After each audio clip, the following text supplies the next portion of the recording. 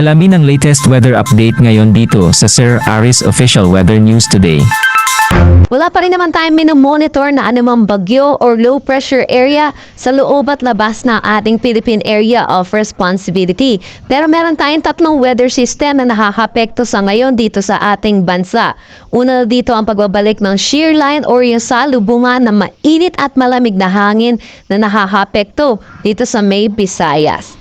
Pangalawa naman dito ang Intertropical Convergence Zone or ITCZ na inaasahan po natin magdadala ng mga pag-ulan lalo na dito sa eastern section ng Mindanao.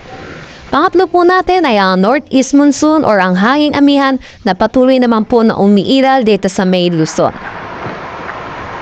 Para sa magiging panahon natin ngayong araw, humikita po natin makakaranas ng maulap na papawirin na may mga kalat-kalat na pag-ulan dito sa may Catanduanes, Albay, Sorsogon, Masbate, Patanerin sa Romblon. Dulot po ito ng shear line.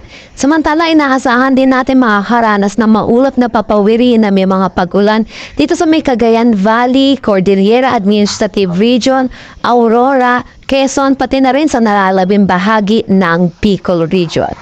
For Metro Manila and the rest of Luzon, inaasahan naman natin ang bahagya hanggang sa maulap na papawirin na may mga isolated light rains. Agwat ng temperatura for Metro Manila, 23 to 31 degrees Celsius. Lawag, 22 to 33 degrees Celsius. For Tuguegarao, asahan natin ang 20 to 28 degrees Celsius. Baguio, 13 to 24 degrees Celsius. For Tagaytay, 20 to 29 degrees Celsius. At Legazpi, 24 to 29 degrees Celsius. Para naman dito sa Palawan, naasahan din natin ang epekto netong Northeast Monsoon kaya makakaranas din sila ng bahagyang maulap na papawirin at may mga isolated light rains. Para sa kabuuan ng Visayas, kasama na rin sa Surigao del Norte at Dinagat Islands, inaasahan po natin makakaranas sila ng maulap na papawirin na may mga kalat-kalat na pag-ulan dulot ito ng shear line. Para naman dito sa Davao Region at nalalabing bahagi ng Caraga, inaasahan din po natin ang maulap na papawirin na may mga kalat-kalat na pag-ulan dulot naman ito ng Intertropical Convergence Zone. Para naman sa nalalabing bahagi ng Mindanao, asahan naman po natin ang maliwalas na panahon pero hindi po mawawala ang mataas na tsansa ng mga localized thunderstorm pagdating sa hapon at sa gabi. Agwat ng temperatura for Calayan ay nasa Puerto Princesa, 24 to 31 degrees Celsius. Sa Iloilo, 23 to 31 degrees Celsius. Cebu, 25 to 30 degrees Celsius. For Tacloban, 24 to 29 degrees Celsius. Cagayan de Oro, 25 to 30 degrees Celsius.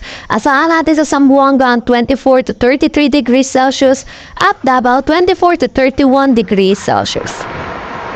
Kanina 5 a.m. ay meron po tayong nilabas na weather advisory hinggil po sa magiging paulan netong shear line at intertropical convergence zone. Inaasahan po natin ang moderate to heavy or 50 to 100 millimeters of rain dulot netong shear line at intertropical convergence zone dito sa Northern Samar, Eastern Samar, Dinagat Islands, Surigao del Norte at Surigao del Sur. Ito po ay para sa ngayong araw. Para naman bukas, inaasahan po natin bahagyang aangat itong axis ng ating shear line at ito po ay magdadala ng moderate to heavy na mga pag-ulan dito sa Catanduanes, Camarines Sur, Albay, Sorsogon, Northern Samar, pati na rin sa may Eastern Samar. Bahagya ulit ang akyat itong shear line po natin at inaasahan po natin magkakaroon ng heavy to intense or 100 to 200 millimeters of rain dito sa may Quezon. Inaasahan naman natin ang moderate to heavy dito sa may Laguna, Camarines Norte, Camarines Sur, Marinduque at Oriental Mindoro.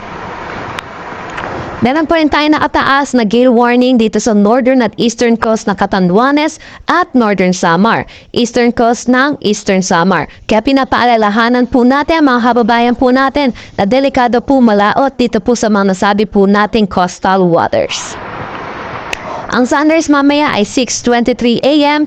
at ang sunset mamaya ay 5:57 p.m.